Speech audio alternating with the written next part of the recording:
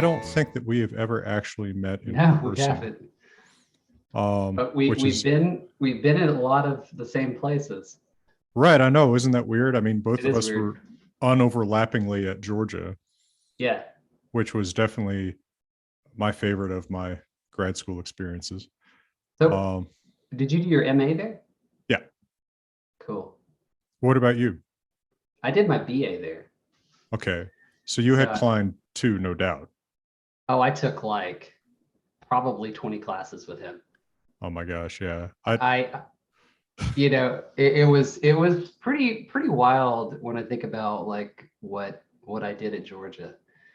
It, started with Sanskrit with them and, basically did everything but Anatolian and Armenian with them. And that's not for lack of him offering those. It's just for lack of what any one person's schedule can accommodate. Well, at the time, he actually did not offer Hittite, so he offered that Okay. after I left. But he taught me Hebrew for a year. Huh. It's as a professor now, it's kind of boggles my mind the amount of work he did. He does as a professor. I saw him 2 weeks ago, Oh yeah, how's he doing? and I was out at the University of Georgia, and I said, Yeah. Dr. Klein, because I can't call him Jared, like he's too much. No, I know it's so weird. Yeah. He's too much on a pedestal. But Yeah. I said, so what are you doing? And he said, oh, I'm teaching full time, and I'm also offering an overtime course. And I thought, oh my gosh, how much you beating yourself up? But I thought, okay, an overtime course like you're doing like Ling 2100. He said, no, I'm offering Old Irish second semester as an overtime. That's what a language, Old Irish. Like that. Have you learned Old Irish before? I have dipped my toe into it. Oh, it's ridiculous. It I know. is an absurd grammar. It's I know. beautiful. My first paper was actually on Old Irish. Okay. But anywho, But yeah, Dr. Klein's great. we just had an interview on here with Heather Newton, who's a Celticist at Harvard. Oh, cool. So she talked to us a little bit about Old Irish. Yeah, trying to kind of get, cover all of these language bases, because even though, I think people mostly come to my channel for the north side of things, Sure. A lot of people who are curious about that, curious about languages and linguistics more broadly, and hence, segue, I thought you'd be a perfect fit to come and talk to us today. And thank you so much for taking the time. Later. So you said you had about an hour for us, which is very generous. So let me introduce Professor Andrew Byrd, the University of Kentucky. And why don't you kick us off with a quick overview of what you did for Far Cry Primal, because I'm sure that will come up. Yeah, both worked with Ubisoft. Stella is linking a website that, man, I tell you, I am so bad at keeping regular updates of things. I made that website, and I think half the links are broken, so apologies for that. But some stuff still might be there. Well, so I don't know how long ago it was. I guess maybe 7-8 years ago. I got an email from Ubisoft, which you did too, Yep. which is cool. But I got an email from Ubisoft asking for me to create some languages for a video game called Far Cry Primal, which is right there. Yeah, very, very proud of that work. For the game, we invented 2 languages that were based on Proto-Indo-European, which is my main area of research study. Yeah, so we had to invent the languages. We had to make the languages appropriate for a video game, right? So there were certain constraints. Probably the biggest one was that some of the words were too long, and we had to reduce them down in size. Huh. And for you, when you're doing Old Norse, you say this is Old Norse, and that's just how it is. You can't change it, I would imagine, right? Or maybe there's like an alternate way of saying it, but the language is what it is. Sure. But in this situation, because we were making it up, the 2 languages were not Proto-Indo-European. They were simplified in lots of different ways. But I think we still got a similar kind of flair or feel to the languages. So Proto-European. would they be something like plausible putative sister languages to Proto-Indo-European? Yeah, that was the idea, because the game took place 12,000 years ago. And, when they first called me, I'm like, well, Proto-Indo-European wasn't spoken 12,000 years ago. I think at the earliest, we're talking 7,000, 8,000, something like that. And they're like, well, that's true, but this is about the best that we have. I mean, there are earlier hypothetical, languages like Nostratic. I don't know if y'all have ever heard of Nostratic. It's like the purported source of Proto-Indo-European, as well as Semitic and I think the Turkic languages and things like that. But there's so much noise there. It's very difficult to kind of get a definite sense as to what the language was structured like. But there are some weird things, right? So like 6 and 7 in Hebrew, I believe are shesh and shevan, right? That's kind of weird. Or the first person markers in Turkish is an M. That's kind of weird, right? The things like that make you wonder. I mean, there must have been something earlier, but it's kind of impossible to get a good sense of what it was like. So anywho, yeah, so 12,000 years ago. So the idea was that we made Proto-Indo-European.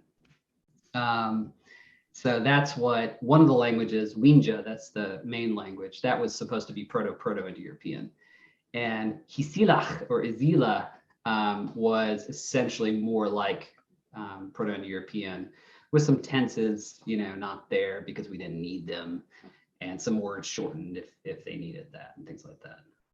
I see. Yeah. Well, this inspires another question for me, and folks, feel free to put your questions into the chat. I'd like to hear where you stand on those larger groupings, including Proto-Indo-European. I guess personally, I would say I would be surprised if there's not ultimately a connection with, say, Uralic and Semitic. I just am very skeptical that it can be reconstructed. I'm in the same boat. I mean, obviously something was earlier. Obviously, well, not obviously. I mean, it's likely that, other existing languages, whether existing today or existing, thousands of years ago, attested languages, are probably connected in some sort of way. It's just so much time has passed. It's impossible to identify regular sound changes. So yeah, I'm in the same boat. I feel like it's kind of like you've realized that two people are related, but their common ancestor is so many generations back, and you only know the ancestors for each one like 2 generations back. Exactly. So how do you reconstruct generations, 3 to 20 back? Exactly. When I was in college, I visited Ireland, and there's a lot of Irish blood in my family. And when we went to Northern Ireland, especially, I was like, that's my uncle, that's my grandfather, right? And it's clear that there's some relationship, but it's so much time has passed, who knows? Yeah, right. Yeah. Well, and you can't just do, I mean, maybe there's some science or scholarship up ahead that, we simply can't anticipate that will help us see these things. But, for right now, there's no 23andMe that you can do with a word. Right. That's right. Right. And if there is one, it's heavily biased, right? There's all sorts of assumptions, right? In these computational models that are being generated, there's all sorts of biases and assumptions baked into those models that you can't get away from. Yeah, absolutely. It would be nice if there were one. Well, I mean, I guess one could sense that 100 years from now, maybe there will be something like that. I can't imagine how it would work. Just like 100 years ago, you couldn't imagine how DNA worked. Yeah. So one thing that's really unique about you too, is that you're really interested in getting at Proto-Indo-European. Yes. Right. A lot of linguists who work with Indo-European historical linguistics, like myself, like Tony Yates, who was on here recently. I don't know if you know him. Sure. Yeah, of course. Another Georgia alum who also didn't overlap, I think, with either of us. No. I was there when Tony was there, like for a year or something like that. Yeah. Okay, so you did overlap with him. I overlapped with him when he was a PhD student at UCLA and I was teaching there. So our timelines are staggered. But he and I both are not living, but have attested languages that we're particularly interested in getting more information about and using comparative historical techniques for getting at that. You have a lot of interest in Proto-Indo-European itself, which I think is awesome. Yeah. So what can you tell us about, how do you go about trying to get at what something like Proto-Indo-European, which is a reconstruction, kind of an abstraction, would look like as a living language? What what what kind of how do you go from something like, okay, there's a reconstructed sound that we call H2, Right. to saying like, what does this actually sound like? Yeah. Yeah. It's a good question. And the first thing that I always say is that what we do when we're trying to reconstruct a proto language, be it, Proto-Germanic, Proto-Indo-European, or Proto-Nostratic, or whatever, we are not trying to find the truth. We're trying to find the most likely answer based on the evidence that we've been given, right? And that was something that took me a long time to understand, right? Because initially, when you start off, you're like, I'm going to find the truth. I'm going to find out what Right. happened and what they did and things like that. And that's just not possible, because the window that we've been given, it's like, just a small sliver of evidence that we've been given versus all the other languages that were never written down, or and even the languages that are written down, right? There are some languages like Germanic languages where there are 3 words, right? And that's your corpus. That's what you're given. But really, the first question to ask is, okay, so we have this feature that we want to figure out. So let's say it's a sound, right? And we think that the sound occurred within this specific word, this word that we can reconstruct, that we can take back to Proto-Indo-European. Well, we look at the words that descend from that particular word in Proto-Indo-European. I'm going to say pi, by the way. It drives some people crazy. When I was working on Primal, they said pi so much. Initially, I was like, ew. But because, everybody says PIE. Right. But after a while, it just kind of got stuck in my brain, and pie is fun, right? Pie is tasty. So Yeah. I'm just going to say pie. So anywho, so you have this word that's, reconstructible for pi. It contains this specific sound. Well, you look at, the daughter languages, the languages that contain that word, and you see which sounds they have, right? Now, sometimes it's a simple matter, right? Because a lot of the languages will agree, right? So famous example is, say, the word for father in Proto-Indo-European. Right. It contains a P at the beginning of the word. And that was relatively easy for people to figure out, because if you look at Latin and Greek and Sanskrit and all sorts of languages, right, they all have a P. Now, English, of course, does not have a P. English has an F. And you could think, well, what if English actually has the original sound and that F becomes the P in all these other languages? But then you have to ask yourself, is that likely, right? Is it likely for this F to independently become P in all of these different things, right? Another thing to take into consideration is that English is spoken today, whereas, say, Mycenaean Greek was spoken 3,600 years ago, or Hittite was spoken 4,000 years ago, right? So I always tell my students, deader is better, right? So the older the language, typically the closer it is to the source, because there's been less time for this word or this sound or this whatever to have changed. Now, of course, that's not necessarily true, right? So English today is the only modern Indo-European language to retain the W from Proto-Indo-European. We still say wa in water, right? Water is water, right? Water is how you said water in Proto-Indo-European. By sheer coincidence, that sequence has actually changed either little enough or has changed back. It changed back. That's right. So it became the flap, and of course, there's the D flat thing, which to English ears is essentially the same sound. But at any rate, what was I saying? So we've got deader is better, right? So, and we also need to ask, what are likely paths of change, right? So for sound change, we can see in language after language, like in different families all over the world, it's very normal for a P to become an F, right? It's actually a normal sound change. We see the kind of the path is that P becomes an aspirated P, right? So buh becomes a puh, and that puh becomes affricated to something like a pf, like in German pfeffer, the word for pepper, right? Where the aspirated p did become a pf, right? And then that affricate deaffricates, and by that I just mean it just loses the p and it becomes an f, and voila, right? And that's a natural sound path that we see, and we By can the way, use this. Yes, sorry. Side note about that, stage 2, where Mhm. the P and T and the K become heavily aspirated, Yes. you can actually hear that distinctly if you watch Cosmos with Carl Sagan, Uh-huh. because he has really extra aspirated PTK. Cool. So I've He always also thought, does like, implosives. yeah, Millions and millions. Yeah. that guy has an interesting dialect. Anyway, I'm just as a Yeah. side note, I always thought, well, he's on his way to another Grimm's Law. Yeah, well, probably. Who knows? I mean, it's a natural path. It wouldn't surprise me if in 500 years we see these sorts of things. Mm-hmm. Yeah, but that's one big thing that I'm interested in. Is like, are there properties of human language like this one we just talked about, right? This natural sound change. Are there properties of human language that we can apply to, crazy data like pi, right? Mm-hmm. So for my dissertation, and most of my scholarship has been on prosody, specifically syllable structure. For my dissertation, I asked, what was an Indo-European syllable like, right? And before my work, the question really was answered in one of two ways. One, how do you divide up syllables within Proto-European, right? Mm-hmm.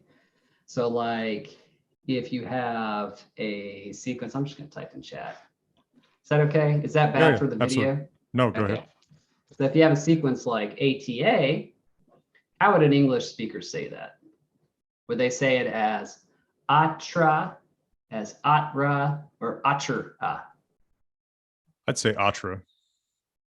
Right. So you'd say atra, and we as English speakers, we perceive the boundary, the break as being between that first A and that T, right? And there are all sorts of things that we can do with that perception, right? We can have sound laws like, say, stress assignment, that are based on that.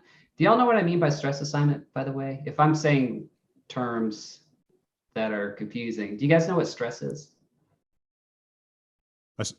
No, okay. So there are some languages, not all languages, that will put more emphasis, more energy on a particular syllable within the word. So like the word energy, the stress is on the first syllable.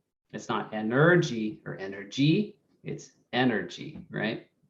And where we put the stress, actually, there are exceptions, but for the most part in English, there are rules that tell you where do you put that stress. So exceptions would be like, we say guitar, we say guitar and not guitar. Guitar is not what we would expect, right? We would actually expect guitar, which is why in some dialects, like say in Tennessee, where I'm from, you actually hear people say guitar and police and things like that, right?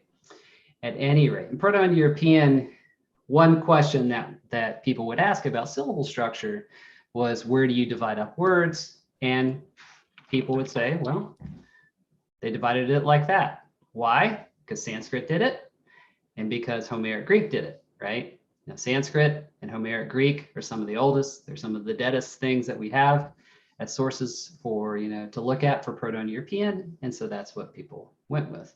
Second question people asked is, well, how do you actually syllabify things? So in Proto-Indo-European, they had this beautiful, complex system of what are called resonance or sonorants. So these are sounds like W and Y, which are called glides, R and L, which are known as liquids, and M and N, which are known as nasals, right?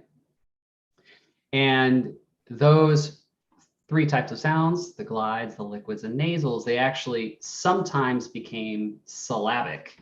And by that, we mean they like pretend to be a vowel, right? So let me give you some examples from English. So B-O-T-T-O-M, bottom, right? That's not how we say it. We say bottom, bottom. What's the vowel in the second syllable? Well, orthographically or spelling wise, it's an O, right? But there is no O there. We don't say bottom, right? We say bottom, and that M actually is like, hey, I need a vowel. I'm going to be a vowel. I'm going to act like a vowel in the second syllable, right? So those are the two things that people had kind of studied and thought about for syllable structure, but that was kind of the extent of it. And what I wanted to see is, what do we know about syllables in general within human language, and how can we apply those principles to Proto-Indo-European? Right, so one thing that's well studied within syllable theory is something called phonotactics. So what are the possible sequences that we have within words? And a lot of times that's based on syllables. Another thing that's studied is, are there particular phonological rules or sound rules that can be triggered based on bad syllables, right? And what I think my research has shown is that there are actually a number of deletion rules and insertion rules that are based on the fact that Proto-Indo-European speakers couldn't say a particular sequence because it was a bad syllable, so they had to fix it, right? And all of this was kind of based on this reconstructed data, which we arrive at by following this debtor is better principle, by using the comparative method to identify what was the most likely sound. And then you can kind of work at a system from there. So can you give Hopefully us an that example? I think that? So. Of sound deletion? Yeah. Yeah, so probably the most famous example is the what's known as the CHCC to CCC rule. So let me give you an example. The word for daughter. There you go. Thanks, Stella. I haven't thought about that. And I could send y'all, my book too, if you guys are really truly interested in this stuff.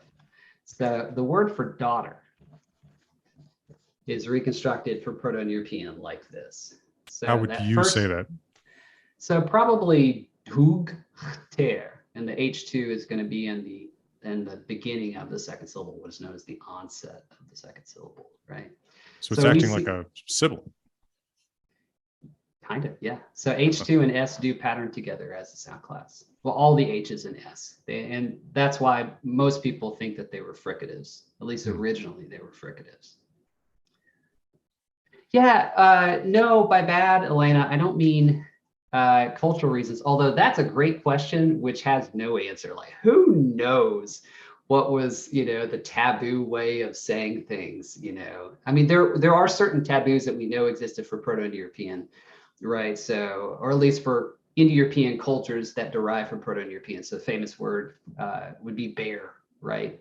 So bear in Germanic, either it comes from the root meaning brown, so like the brown one, or I prefer actually, it's the beast. So guer, which would become bear within Germanic. That's just the beast. Don't go near the beast, right? Or in Slavic, they say the honey eater for the bear, right? And there are all sorts of interesting things like that. No, but for bad, what I mean is that they simply could not say it, right? So let me give you a word, because I studied some Georgian. I didn't spell that right. So the capital of Georgia, and by Georgia, I don't mean Jackson's in my Georgia. I mean Georgia, right? So in the Caucasus. And that word right there has a T and then a B. Tbilisi, right? And an English speaker can't say that. So what do?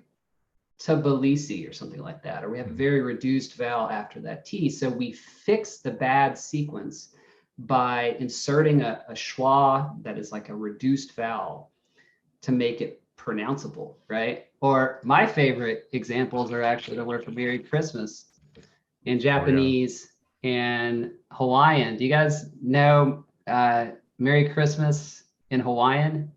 It's a song. Yeah, 4 months ago, you could hear it everywhere. Yeah.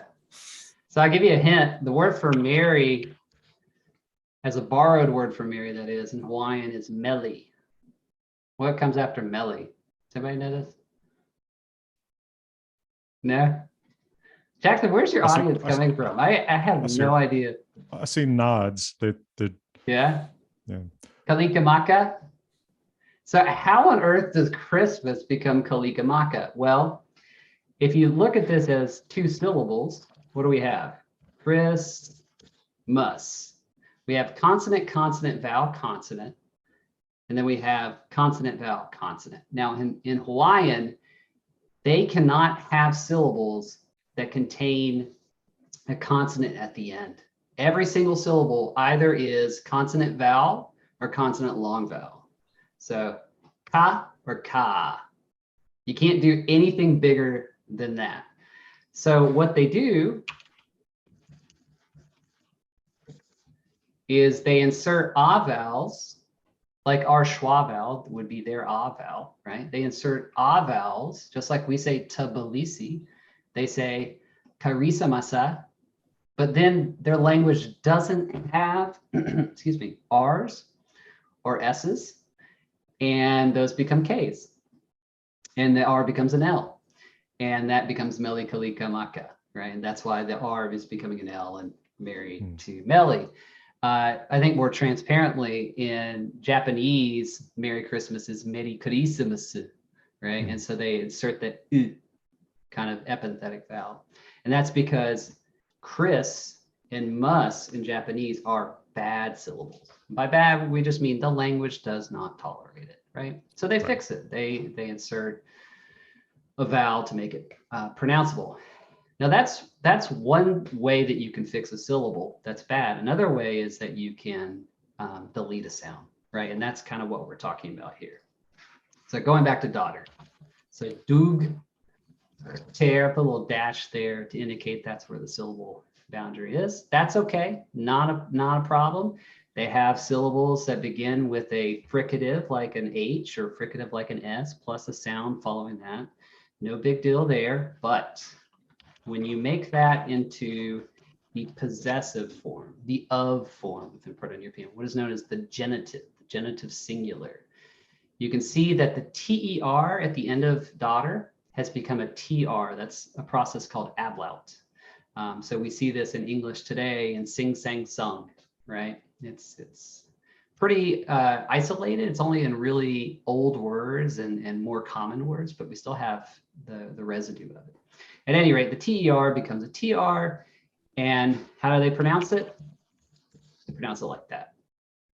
And we can see this because the H2 has disappeared in certain languages where it's not supposed to have disappeared, right?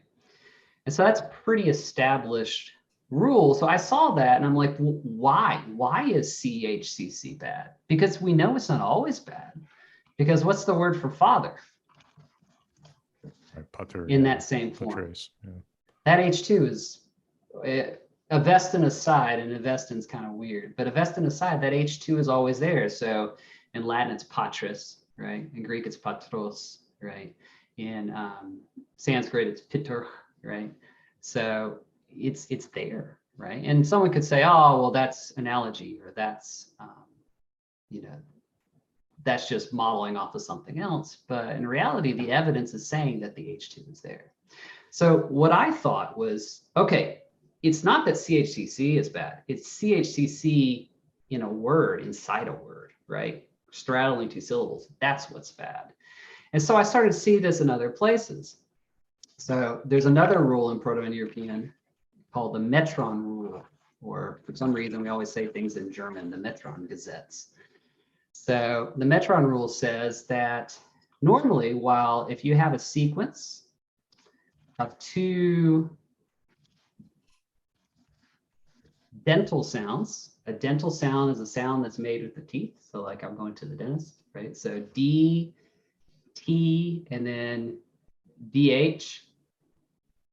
You put those together and you put an S between them. So metto would become metsto. But if you have an R or another sound after it, now don't autocorrect me, Zoom. You don't get that. You would expect this, right? Yeah. But you get this. And that's because the S, if it were inserted, if it were epenthesized, then it would produce a bad syllable. So what do? Just delete the T. We're good. Right.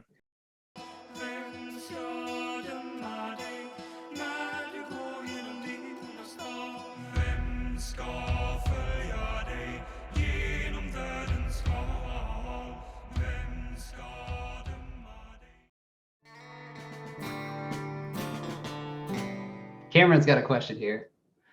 What are Dr. Byrd's ideas, I guess, about speculation concerning the society and culture based on the reconstructed lexicon? That's a great question, Cameron. There are a lot of things that we know existed simply by the lexicon that we can reconstruct, right? So one of the most interesting questions for people when they talk about who were the Proto-Indo-Europeans, where they came from, when did they live, right, is the whole vocabulary that revolves around the wheel and wagons and horses and things like that, right? We know that these guys had wheels, right? The word wheel in English, which in Old English was wheel or something like that, right? Greek kuklos, Sanskrit chakra, right? We know that that was the word for wheel, at least for the ancestor of English, Greek, Sanskrit, and other languages that still have that word, right? Now that's pointing back to their culture, right? These guys had the wheel. Now, Jackson, do you know when the wheel was invented? Because this actually really surprised me when I first started looking into all this. I always thought that wheels were like crazy old. I thought it was about 5,000 years ago. Yeah, that to me is not that old, right? Like they're writing things down before they had the wheel. Like the wheel seems like, I don't know. I read a lot of Far Side when I was a kid. Maybe that's what's coloring my brain, right? But it's kind of like counterintuitive. Grog invented the wheel, right? Yeah, it's kind of counterintuitive because it seems like Yeah. it seems like an easy discovery, but of course that's the prejudice of our own, being surrounded by it. Like, could I invent the wheel? I doubt it. Yeah, exactly. Yeah. Stella, what do you mean your Civ 5 game strategy? That you started with writing and then did the wheel, or what is that about? Makes sense to me.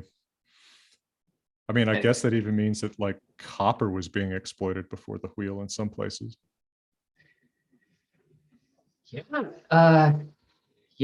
that I don't know. And that's the really cool thing about pi, or about just doing, linguistic archaeology, which is kind of another way of thinking about what we're doing here with reconstructing proto-cultures and proto-languages, is that you can find groups of people who were using copper, right, to make, knives and other things, right?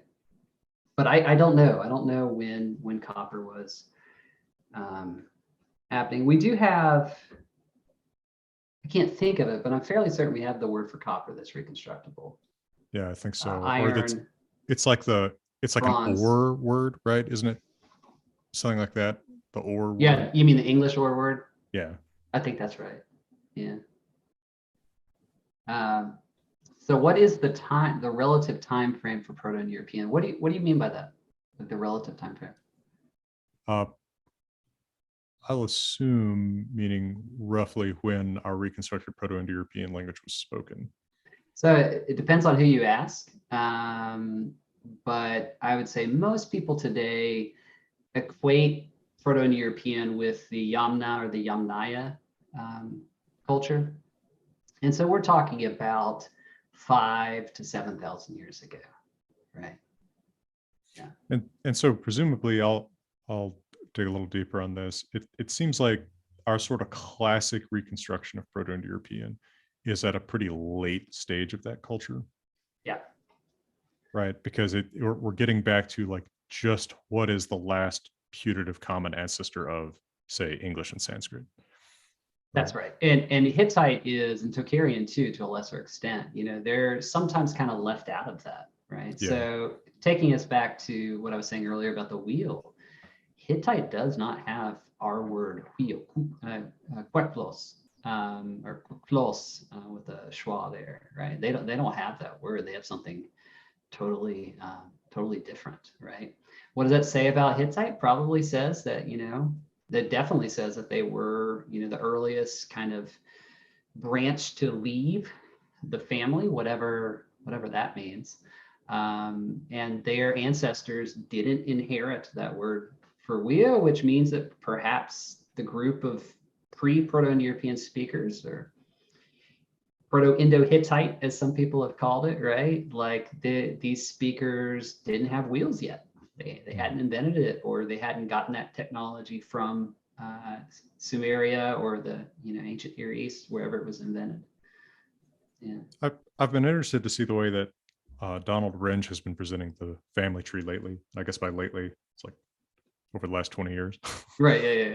Yeah. Where he has like almost this ball that's spinning off different branches earlier and later. So that Hittite is spinning off first, Akkadian next, I think, then Italo-Celtic, which, depending on where you stand on Italic and Celtic, and then like Germanic, Balto-Slavic, Greek, Indo-Iranian, Armenian being kind of the core that split off latest from each other. Yeah. Which, I think you could make a case for based on the verb and blah. Yeah, the verb is probably the most important thing here. I mean, something like the augment. I don't have y'all, by y'all, I mean, all the participants here, have y'all studied Greek or Sanskrit? What's their language background, Jackson? Well, I can't speak for everybody, but yeah, many people here have done some Old Norse lessons with me on YouTube. Cool. A lot of people very interested in language. So hard to say. I certainly can't speak for everybody. Everybody's welcome to chat or pipe in. Well, in Greek, in Sanskrit, in monosyllabic verbs, in Armenian, by monosyllabic, I just mean fancy word for one syllable, but not in Latin, not in Old Norse, but in Greek and Sanskrit, in Armenian and Phrygian, which is a language that's spoken, kind of to the north, I guess northeast of Greek. Anyway, they have something called the augment, which means that when you make a past tense in this language, you put a little E, or what was once an E, an S sound at the beginning of that verb. And you don't have that in Latin or Celtic and things like that. But it looks like that augment actually originally was some sort of sentential particle. It's like you see this in Hittite. I think it's in Hittite. Yeah. Well, then there's the hic nunc particle. And then there's stuff like how Italic and Celtic and Tocharian seem to make the passive differently from other languages. Right. The R. Right. Yeah.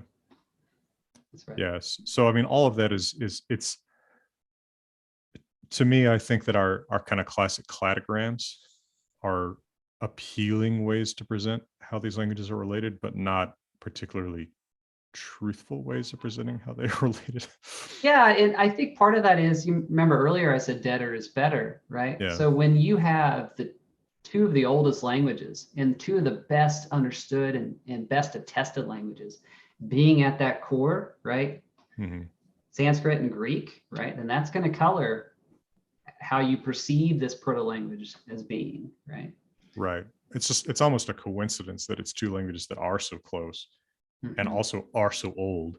But I mean, at the same time, that's how we figured out that Proto-Indo-European existed. Because if you know Greek, you can't learn Sanskrit and not realize that these two come from a relatively recent common ancestor. Yeah. But that said, when I was in college, I started taking some Latin and I really got into it. My teacher was like, you should try Greek. And, day one, you learn esti for is. And you're like, est? What is this? Right? I mean, it's not that big a leap if you don't know Sanskrit. So, yeah. All right. So what we got here? I'll just read it for those watching at home. I recall the Finno-Ugric languages originating regions are being reconstructed by looking at the common words of the same kind of trees and plants in a specific region. How much is this geolinguistics being studied to look for the Indo-European languages originating region? A question from Chaba. Yeah. So I can't answer how much is this done, right? But it certainly is done. You look at these roots, and we know, say, that a particular root means a tree, some sort of tree. Maybe it's like a hardwood tree. Then you start to look at, what are the types of trees that exist in a particular area, and you kind of narrow it down in that sort of way.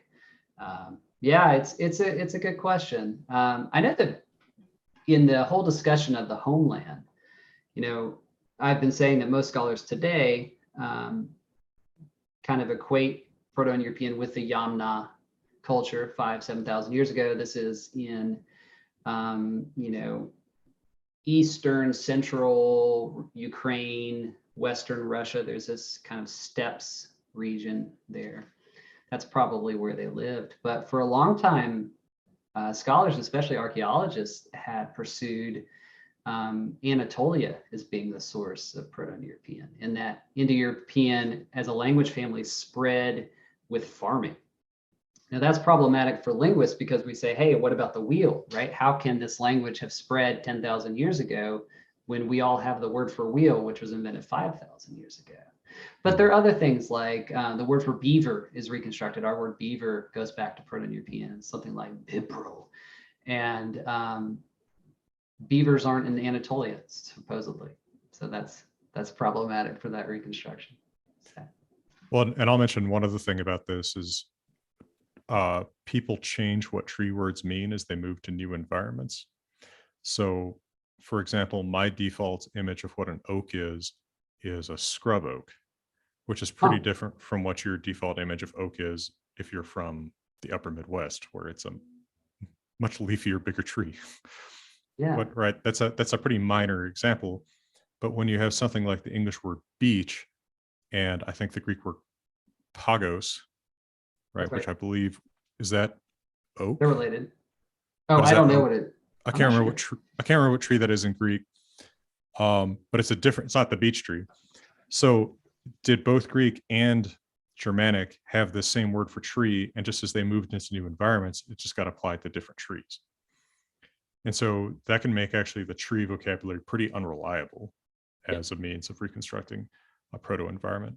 You have to look for things that wouldn't be as sort of adaptable to different environments, because even beaver, right, that same word is in Sanskrit as mongoose. Mm-hmm. Right. So you have to look for things that mean like much more stably the same thing. And unfortunately, there's not as many environmental cues that way. Snow is one. There is an Indo-European word for snow, which at least tells you that Indo-European wasn't spoken in, at the equator. But that doesn't help a whole lot. So yeah, it's actually pretty difficult, I think, to use a lot of those environmental cues. Yeah, I mean, if you look at all the words that we have in American English, right? So famous example is the robin, right? So our robin is very different from a European robin. Right. And you can see why they started calling this bird here the robin, right? You can see why they use that word, but they're actually quite different birds. Right. All they share is the red breast, yeah. Mm-hmm. And then technology, because we've been talking a little bit about this Homeland stuff. Technology words can be kind of complicated because, of course, archaeological records are never going to be perfect. We can't always be sure of exactly when some technology, by technology, I mean things like the wheel or wine or bridles, reach a particular population. That stuff can be kind of unreliable. And those words can travel pretty fast as the technology travels pretty fast.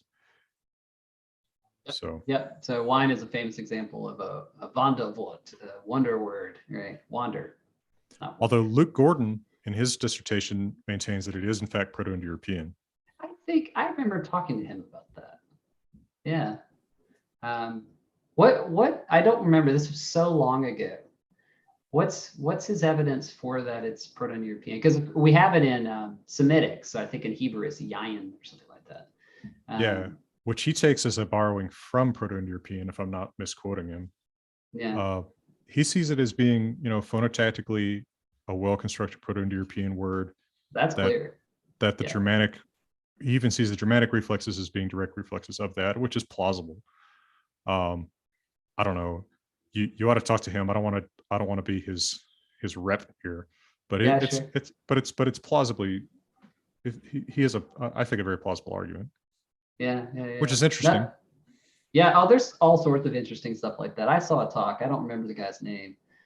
I think he was Australian, but he did a presentation about how there was an Indo-European substrate in Sumeria, and that certain pronunciations of Sumerian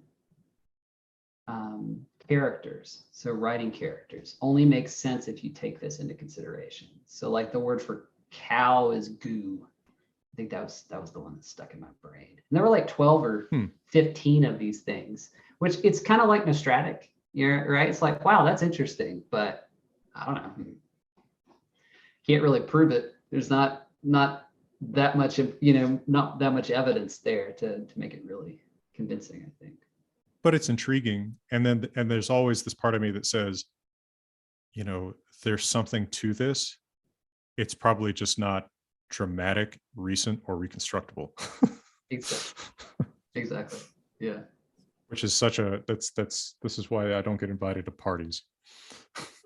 All right. So this might be a stretch and speculation at best, but maybe the word for wheel was the spinning wheel. Yeah, maybe, is it chapa? Is the CS, is that a chip? I believe. Yeah. So the core of the word for wheel, which is morphologically, that is how they put their words together, really old. There's actually like a sound change within it. There's all sorts of interesting stuff. It's a reduplicated noun, but the root is actually to go around in a circle. So there's actually a verbal root there. So yeah, maybe it was a spinning wheel. I'm not sure.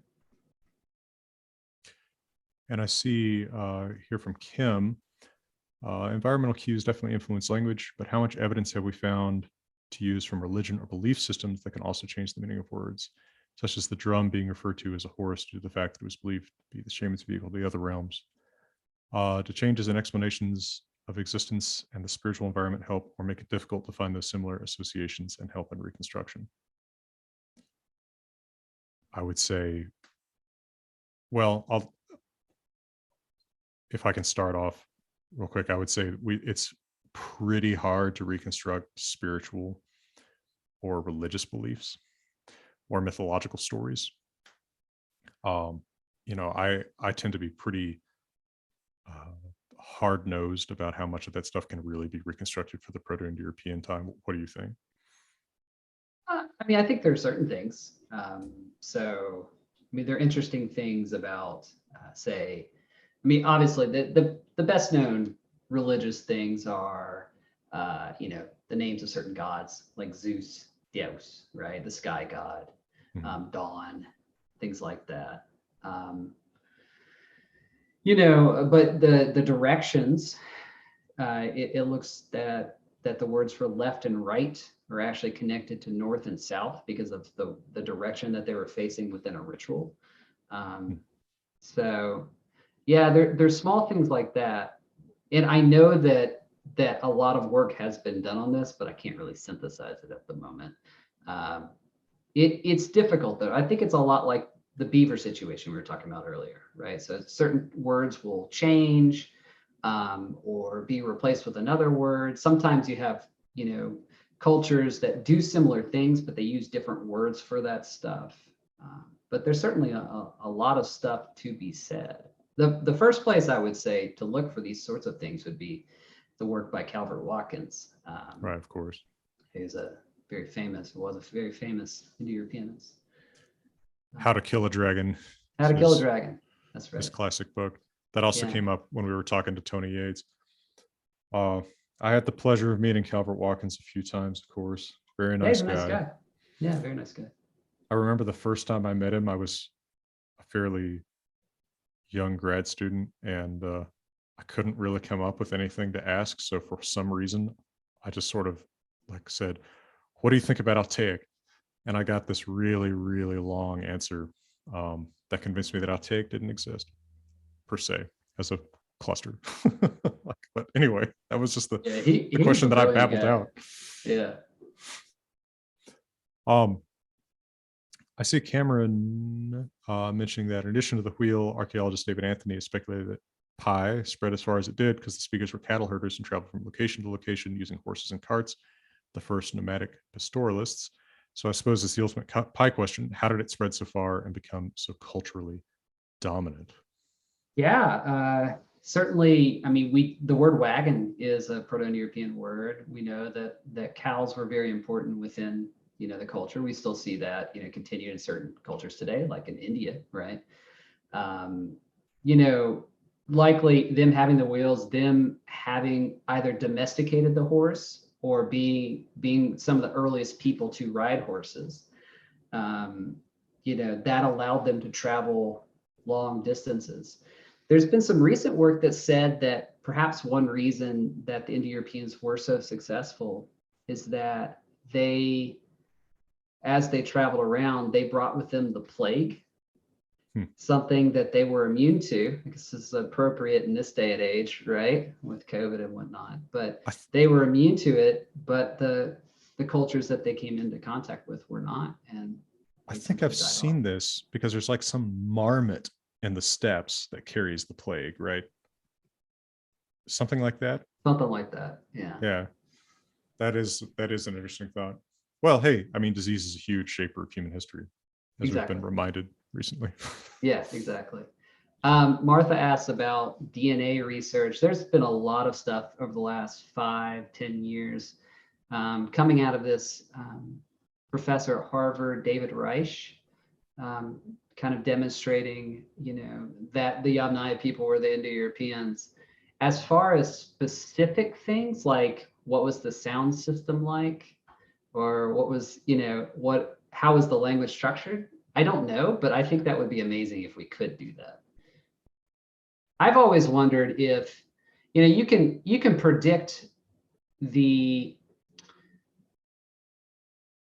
predict what a person sounds like by looking at their vocal tract, right? So like, for example, you have a much deeper voice than I do. And a big reason for that is that your larynx and all this stuff is configured in a certain way, right? Differently than mine is, right? I've always wondered could we look at the skeletons of the Yamnaya, of these ancestors, and like figure out, like, does that tell us anything about why, say, this vowel merged with that, or why? I don't know. That would be really neat, but I don't know how to do that. No, it seems like that would be a long way down the road in terms of things you could figure out from a skeleton, but that's a cool thought. I mean, you also have to wonder about, to kind of take it off from that, super segmentals in Proto-Indo-European. I mean, how could you, I don't know how on earth one can ever reconstruct like what normal sentence tone and stuff like that is. And, what is a Proto-Indo-European accent, right? I mean, the best we can do is look at, so we've got Sanskrit, and they were great in that they were extraordinarily detailed, they being the speakers of Sanskrit and their descendants, extraordinarily detailed as to how to say it, how to pronounce it, right? In Vedic, they actually wrote the accent. In Greek, we still have accent in ancient Greek. There are other things like in Germanic, there's certain sound laws like Werner's law and things like that, which, determine the trajectory of stops, right?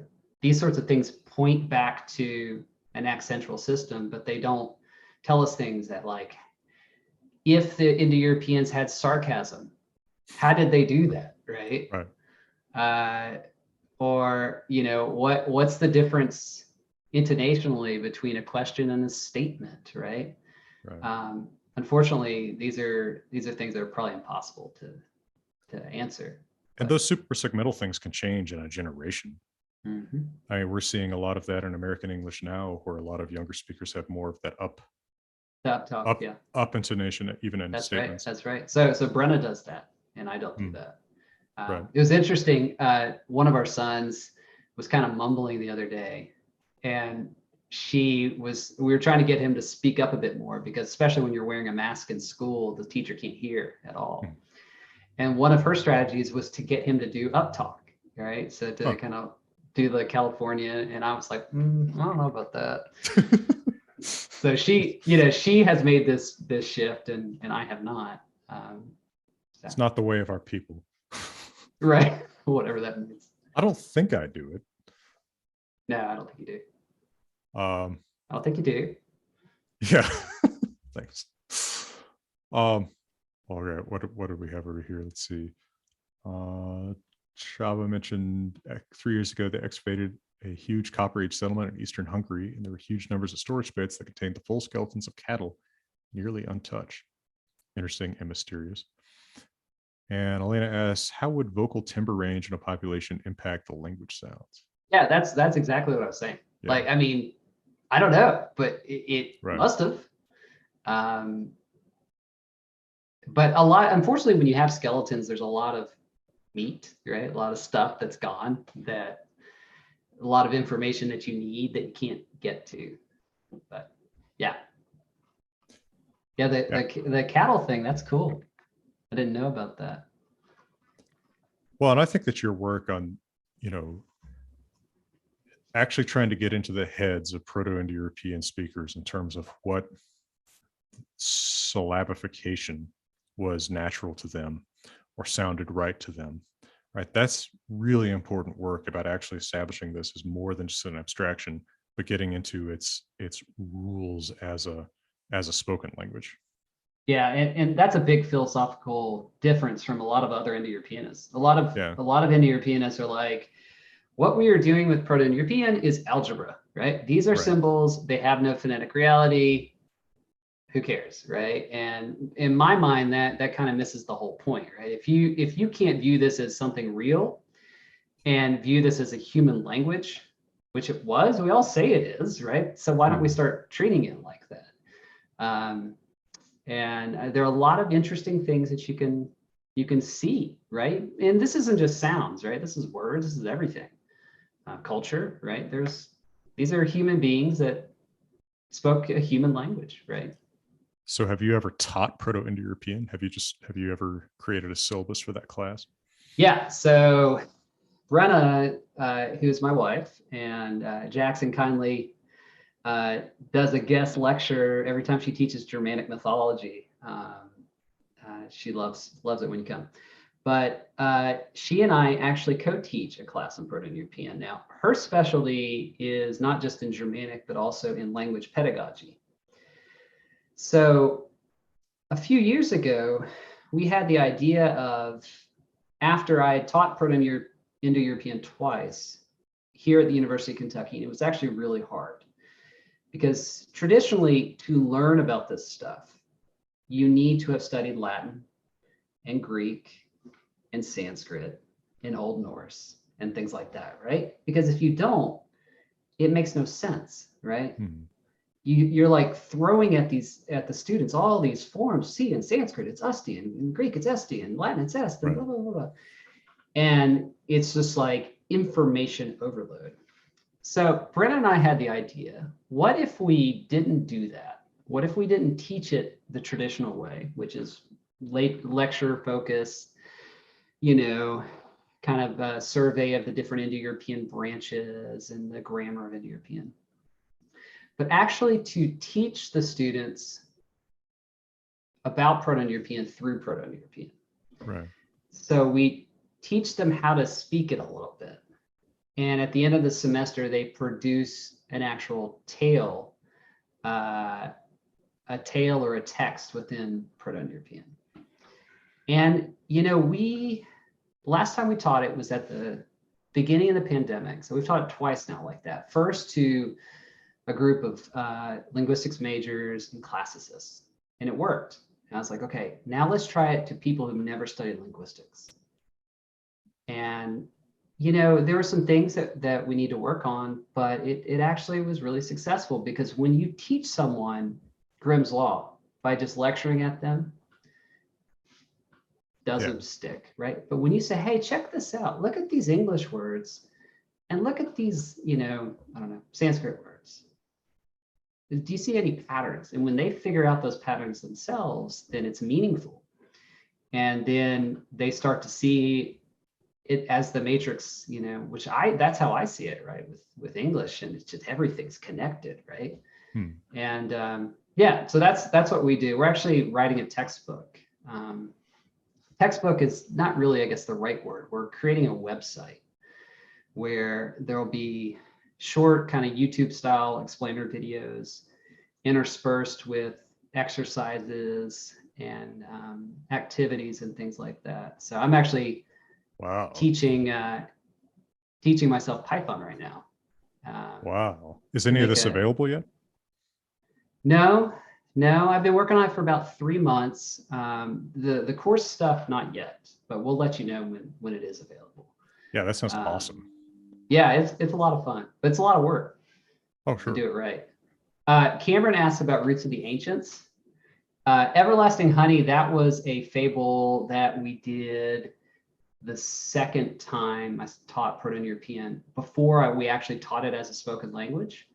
But it demonstrated to me that there was a real appetite in actually creation, right? Actually creating stuff within Proto-European. Roots of the Ancients is a video game that my wife Brenna and I have been working on for a long time now. We got a small grant from the NEH, and the goal is to actually make a game about Proto-European where there's some Proto-Indo-European language in the game. And this has taken us on a long journey to learning about game design. And it's really hard to make a video game. It's like really hard. Seems like it. I mean, because it's not just about the story, right? We have a great story. I won't tell you, I don't want to ruin it, but the story's great. Brenna's done a lot of stuff on that. We have combat for the game. We have all sorts of stuff, right? But you can't make a game without money. And that's kind of the wall that we're hitting. We have all this wonderful, beautiful art, but implementing it into an engaging game system is actually really challenging. Sure. But this is just always on our brain there, you know, to make something that, you know, your 10-year-old cousin could play, right, and be like, hey, I just got the powers of lightning from Dios, right? I learned the word for, you know, whatever. I mean, that sort of thing doesn't exist for Indo-European. Right, you know? but there is an appetite. There is an appetite, right? You tell someone about historical linguistics, you tell them about the history of English, right? Be it, you know, Old Norse and English, or, you know, broader and further back in time, going all the way back to Pi. People are like, that's really cool. Wait, how did you just say that thing in a 7,000-year-old language? How'd you do that? That's magic. Right. You're making that up. Well, yes, I am making it up, but, you know, it's actually grounded in some science here. Right. It's like making it up within a certain, you know, constricted range of possibilities. Exactly. Yeah. Well, I am really looking forward to seeing that. I also know that you've got a hard out here pretty soon. About 10 minutes. Yeah. So if anyone wants to throw another 10, if anyone wants to throw some more questions in, I'd also, we need you to teach us some conversational Proto-European while you're here. Oh, while I'm here? Oh no. Yeah, I knew I should have prepared. Standing on one foot, we need some. So the first thing we teach them is, you know, what is your name, or my name is, right? So the word for name, I'll just write it in chat here. And I'm going to write it in without the funny laryngeal numbers and things like that.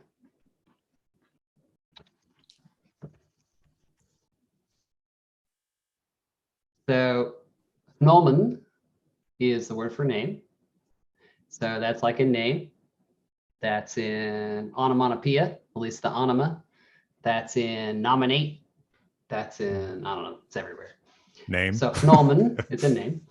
Moi is my. It's the dative singular clitic. I was going to say that's, I noticed you're using it in the dative, but that is, of course, true to the way names are. Like, names are almost discussed like body parts in a lot of these older languages. Yeah. Well, that's how you did possession in Indo-European, is X. Oh, so it's actually is to me. Yeah, there's no verb to have.